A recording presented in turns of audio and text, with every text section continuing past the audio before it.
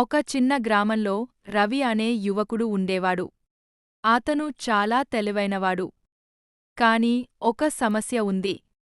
అతను ఎప్పుడూ పనులను వాయిదా వేస్తూ ఉండేవాడు. రవి చదువు చేయకుండా రోజంతా స్నేహితులతో ఆటలు ఆడుతూ, ఫోన్ చూస్తూ సమయాన్ని వృధా చేసేవాడు. కొన్ని రోజుల తర్వాత పరీక్షల రోజు వచ్చింది. అప్పుడు రవికి తన తప్పు అర్థమైంది. ఫలితాలు వచ్చిన రోజు రవి ఫెయిల్ అయ్యాడు. అప్పుడు అతనికి తన తప్పు పూర్తిగా అర్థమైంది. ఆ రోజునుంచి రవి తన జీవితాన్ని మార్చుకున్నాడు. సమయాన్ని గౌరవించడం ప్రారంభించాడు.